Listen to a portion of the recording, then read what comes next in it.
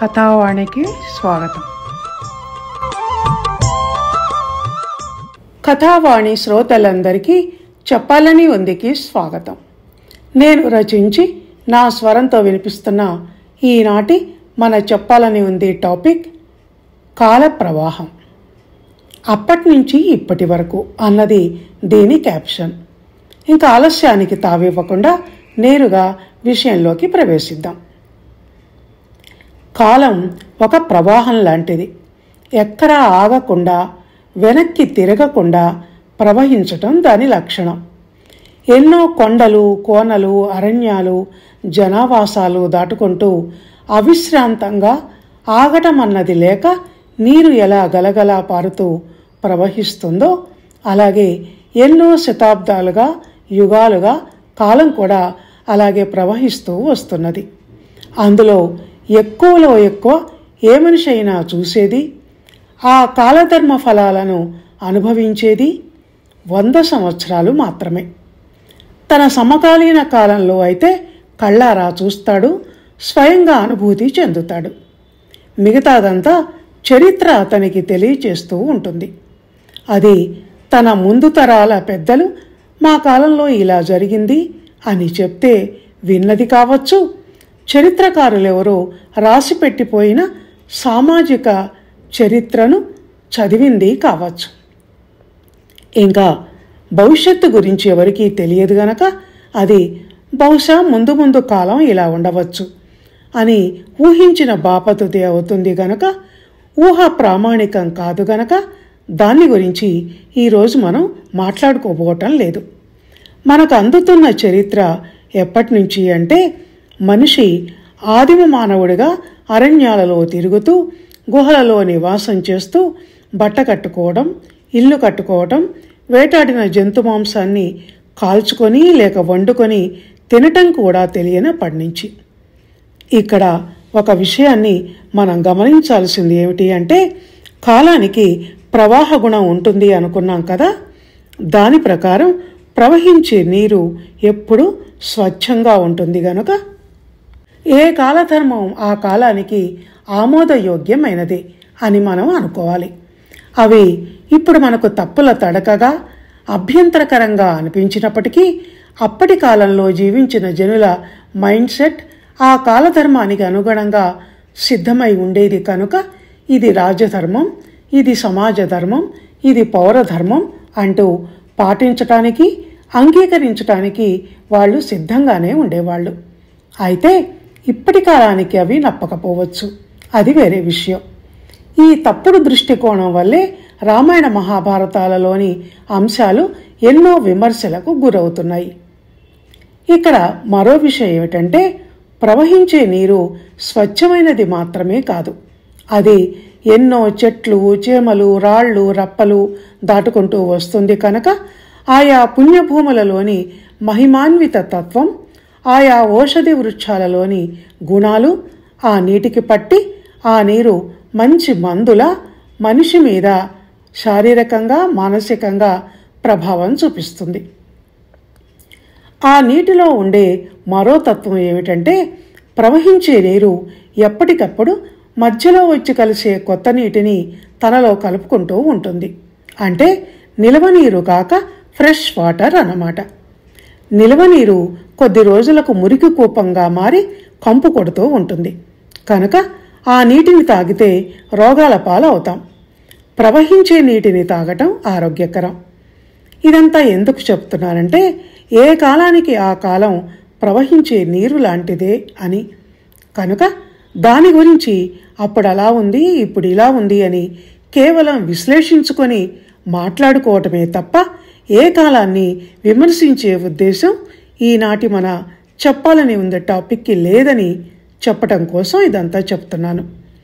ఆధునికత అన్నది ఈనాడు కొత్తగా పుట్టిన పదమని అనుకుంటూ కొత్త మోడల్ సెల్ ఫోన్ మార్కెట్లోకి రాగానే వీఆర్ మోడర్న్ అని చెప్పుకుంటున్నాం కానీ అది శుద్ధ తప్పు. ఎప్పటిది అప్పుడే ఆధునికత. నిప్పును కనుక్కోవటం, చక్రాన్ని కనిపెట్టడం అన్న ఈ 2 ఇన్వెన్షన్స్ ఆ రోజులకు అవి అద్భుతాలే, ఆధునిక వస్తువులే. పరిణామశీలత అన్నది కాలానికి ప్రథమ లక్షణం అయినప్పుడు అన్ని రంగాలలో ఆ మార్పును మనం చూడవచ్చు. రాజుల కాలం పోయి ప్రజల కాలం రావటం రాజకీయ రంగంలో వచ్చిన పెద్ద మార్పు అయితే, గ్రాంధిక భాష గ్రంథాలకే పరిమితమై వ్యావహారిక భాష వాడుకలోకి రావటం భాషాపరంగా వచ్చిన మార్పు. ఇక సమాజపరంగా ఆచార వ్యవహారాలలో, విశ్వాసాలలో, మూఢనమ్మకాలలో, స్త్రీ పురుష భేదభావాలలో, కట్టుబాట్లలో, సదాచార వామాచార పద్ధతులలో వచ్చిన మార్పులు ఆశ్చర్యంగా, అద్భుతంగా అనిపించేవి ఉన్నాయి. అప్పుడు కాలం ఇలా ఉండేదా అని ఈ కాలం వాళ్ళు ఆశ్చర్యపోయేటంతటి విశేషాంశాలు ఎన్నో ఉన్నాయి చెప్పుకుంటూ పోతే. ఆ రోజుల్లో మా అమ్మ తన చిన్నతనం కబుర్లు చెప్తుంటే అవాక్కవుతూ వినేదాన్ని. 10 రూపాయలకు బెనారస్ పట్టుచీర వచ్చేదని, వాళ్ళ నాన్న తన పెళ్లికి అల్లుడికి 400 రూపాయలు కట్నం ఇచ్చాడని, బియ్యం ఆ రోజుల్లో ఎవరూ కొనుక్కునేవాళ్ళు కాదని, ఒకవేళ కొనుక్కున్నా షేరు అణానో బేడానో ఉండేదని, ఒక్కో జంటకు డజనుకు తక్కువ కాకుండా పిల్లలు ఉండేవారని, ఆడపిల్లలకు అనేక ఆంక్షలు ఉండేవని, కట్టుబాట్లతో వాళ్ళని తల్లి పెంచేదని, ఇలా ఎన్నో కబుర్లు చెప్పేది. ఆ కాలపు సమాజాన్ని పరిశీలిస్తే ఇలాంటివి ఇంకా ఎన్నో విషయాలు ఉన్నాయి మాట్లాడుకోవటానికి. స్త్రీ పురుష భేదభావాలు చాలా ఉండేవి ఆ రోజుల్లో. ఆడపిల్లలకు ఓ ఉత్తరం ముక్క రాయటం, చాకలి పద్దు రాయటం, పతివ్రతల కథలు చదువుకోవటం వరకు చదువు వస్తే చాలని భావించి ఎదిగిన పిల్లల్ని గడప దాటి బయట కాలు పెట్టి బడికి వెళ్ళనిచ్చేవాళ్లు కాదు. ఉద్యోగం పురుష లక్షణం అన్నది ఆనాటి పురుష సూక్తి. దాంతో ఆడపిల్లలు ఇంటి పనికి, వంట పనికి, హార్మోనియం పెట్టెలకు, వ్రతాలకు, పూజ గదులకు పరిమితమైపోయేవాళ్ళు. పెళ్ళైన ఆడవాళ్లు పడకటింటికి, పురిటి గదికి, నెల నెల ముట్టుగదులకు పరిమితమైపోయేవాళ్ళు. నా ఈ ఆఖరి మాట మీకు ఆశ్చర్యం కలిగిస్తుందేమో కానీ, ఆ మధ్య ఒక ప్రాంతపు స్త్రీల మీద తీసిన ఒక డాక్యుమెంటరీ చూసి రాస్తున్నాను. ఆ 3 రోజులు స్త్రీలను ఒక చీకటి గదిలో బంధించి ఉంచుతారట. అదేదో పాపకార్యం అన్నట్టు ఎవ్వరూ ఆమెను చూడకుండా అన్నం కంచాన్ని ఒక స్త్రీ వెళ్ళి ఓరవాకిలిగా వేసి ఉన్న తలుపులో నుంచి లోపలికి నెట్టి వస్తుందట. ఇక బాల్య వివాహాలైతే కోకొల్లలు. మా అమ్మ శారదా చట్టం గురించి, పోలీసుల కంట పడకుండా పిల్లను దాచిపెట్టి, లేకుంటే వయసు ఎక్కువ చెప్పి అష్టవర్షేత్ భవేత్ కన్య అంటూ 8 ఏళ్లకే పెళ్ళిళ్ళు చేయడం గురించి చెప్పేది. కొంచెం ఆలస్యమై పిల్ల పెద్ద మనిషి అయితే ఆ విషయాన్ని దాచిపెట్టేవాళ్ళట, మగపెళ్లి వాళ్లకు తెలియకుండా. అమ్మాయి సమర్థైందంటే ఇక ఆ పిల్లని ఎవరూ పెళ్లి చేసుకునేవాళ్ళు కాదట. ఒకవేళ చేసుకున్నా ఘోరంగా అనిపించే శీల పరీక్షలు కూడా జరిగేవని చెప్పుకునేవారు.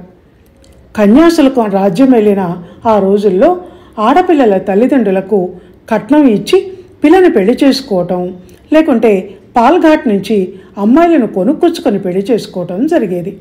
ఆడపిల్లల కొరత ఆ రోజుల్లో ఉండేదంటే ఉండదు మరి. ఒక్కొక్క మగాడికి 2-3 పెళ్ళాలు, భార్య చనిపోతే పునర్వివాహాలు కామను ఆ రోజుల్లో. రసికత విషయానికి వచ్చేసరికి వాడికేం మగాడు అన్నది అందరి నోటా వినిపించే ఒక మాట ఆ రోజుల్లో. ఆ మాటలనేది మగవాళ్ళ కన్నా ఎక్కువ అమ్మలో, అమ్మమ్మలో అయినా ఆడవాళ్లే అయి ఉండటం కూడా కామనే ఆ రోజుల్లో. పురుషులు పునర్వివాహాలు చేసుకోవటానికి అర్హులు కానీ భర్త పోయిన స్త్రీలు మాత్రం అందుకు అనర్హులు. ముక్కుపచ్చలారని ఆడపిల్లల్ని ముదిసలి మగవాళ్లకు అంటగట్టి వాళ్ళ కాస్త ఆయుష్ తీరి ముందుగా గుటుక్కుమంటే ఇక ఆ ఆడపిల్లల మిగిలిన సుదీర్ఘ జీవితం అంతా నరకాతి నరకమే. అందంగా కనిపిస్తే ఏ మగవాడైనా కన్నేస్తాడేమోనని వాళ్ళని వికృతంగా మార్చి పొగచూరే వంటగదులలో వాళ్లను బందీలను చేసి నికృష్టమైన బ్రతుకును జీవోత్సవంలా బతకమని శాసించింది ఆనాటి సమాజం. మగవాళ్ళ విషయానికి వచ్చేసరికి స్త్రీలు భోగకాంతలు.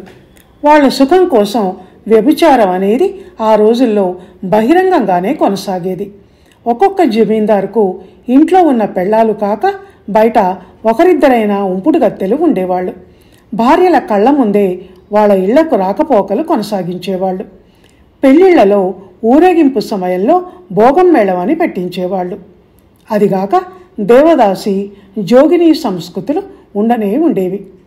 తర్వాత రాను రాను ఆ పరిస్థితులు మారిపోయి స్త్రీలు బయటికి వచ్చి చదువుకోవటం, వాళ్లకు జరుగుతున్న అన్యాయాన్ని గుర్తించి ప్రశ్నించటం, వేళ్ల మీద లెక్క పెట్టగలిగినంతమంది మాత్రం కత్తి యుద్ధాలు, కర్రసాములు నేర్చుకొని శత్రువులను ఎదిరించటం, స్వాతంత్ర సమరంలో పాల్గొనటం వంటివి జరిగాయి. శక్తి స్వరూపిణి అయిన స్త్రీలో మరుగున పడి ఉన్న శక్తి సామర్థ్యాలు, తెలివితేటలు గుర్తించి అవి నిర్వీర్యం కాకూడదని భావించి వాళ్లకు కొన్ని రంగాలలో స్థానం ఇవ్వటం జరిగింది.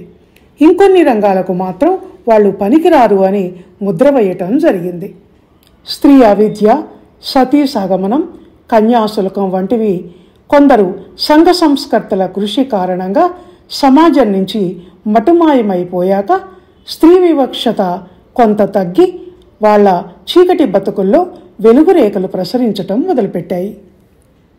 ఆ స్త్రీ వివక్షత కారణంగానే స్త్రీలలో స్త్రీవాద భావాలు ఉదయించి అదో ఉద్యమంలా వాళ్ళు వేదికల మీదికి ఎక్కి స్త్రీకి స్వేచ్ఛ ఇవ్వాలి, మాకు స్వాతంత్ర్యం కావాలి అంటూ నినదించటం మొదలుపెట్టారు. స్వాతంత్ర్యం ఒకళ్ళు ఇచ్చేది కాదు, మనకు మనమే సంపాదించుకోవాల్సింది అని మరికొంతమంది హక్కుల కోసం మరో అడుగు ముందుకు వేశారు. ఇక ప్రస్తుతానికి వస్తే కాలం పైనుంచి కిందికి దూకుతున్న జలపాతంలా దూకుడు మీద ప్రవహిస్తూ ఉంటే పాత నీరు అంటే పాత ఆలోచనలు, భావాలు, సిద్ధాంతాలు అన్నీ ఆ ప్రవాహ ఉధృతిలో కొట్టుకొని పోయి కొత్త సిద్ధాంతాలు కొత్త నీరులా జనజీవన స్రవంతిలో వచ్చి చేరుతున్నాయి.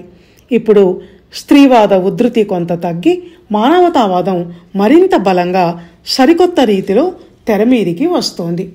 నిజానికి మానవతావాదం అనేది ఇప్పుడు కొత్తగా వచ్చిందేమీ కాదు. మనిషి పుట్టినప్పుడే అది ఉంది. మనుషులంతా ఒక్కటే అని ఎప్పటినుంచో ఎందరో అంటున్న మాట. ఇప్పుడు అది మనిషి సుఖాన్ని, సంతోషాన్ని మించింది లేదు. దాని తర్వాతనే సంప్రదాయమైన, ఆచారమైన. మనిషి సుఖజీవనం కోసం సంప్రదాయాన్ని పణంగా పెట్టినా పర్వాలేదు అని కొత్త సమాజం కొత్త జీవన రాగాన్ని ఆలపిస్తోంది. చిన్నతనంలోనే భర్త పోయినా జీవితాంతం మూడులా బ్రతికిన ఆనాటి స్త్రీల జీవిత గాథలు ఇప్పుడు వృద్ధాప్యంలో సైతం తోడు కోసం మళ్లీ పెళ్లి అన్న కొత్త నినాదాన్ని అందుకొని భర్త పోయిన వాళ్లకే కాక ఏదో కారణాల వల్ల భర్త నుంచి భార్య, భార్య నుంచి భర్త విడిపోయిన వాళ్లకు కూడా పిల్లలు ఉన్నా పెళ్లిళ్లు చేస్తున్నారు. పిల్లలు ఉన్నా కాదు, పిల్లలే దగ్గరుండి తల్లిదండ్రులకు పెళ్లిళ్లు చేస్తున్నారు. విధివశాత్తు ఏదో జరిగితే ఉన్నవాళ్లు ఇక జీవితాంతం అలాగే ఉండిపోవాలా అన్న ప్రశ్న వివాహ నిశ్చయ వేదికల మీద ఒక సవాలై కూర్చుంది. ఫలితంగా పెళ్లి కావలసిన యువతీ యువకుల లిస్టును మించిపోయి ఈ రీమ్యారేజ్ చేసుకునే వాళ్ల లిస్టే కొండవీటి చాంతాడులా ఇంత పెద్దగా ఉంటోంది. ఎంత మారిందో కదా కాలం. ఎక్కడి సతీ సహగమనాలు, ఎక్కడి పునర్వివాహాలు. అందుకే మొదట మనం అనుకున్నది కాల ప్రవాహ గమనం చాలా విచిత్రమైనది, అంచనాలకు అంతుపట్టనది అని. అలాగే ఏది కరెక్టు అన్న లెక్కలు వేయటం కూడా మంచిది కాదు అని అనుకున్నాం. ఎప్పటి పద్ధతులు అప్పటివే, ఎప్పటి లెక్కలు అప్పటివే. ఇప్పుడు ధరలు ఆకాశాన్ని అంటుతున్నాయి. దాన్ని బట్టే సంపాదనలు ఉంటున్నాయి. అప్పటి యువతీ యువకుల ఫ్యాషన్లకు ఇప్పటి ఫ్యాషన్లకు పొంతనే లేదు.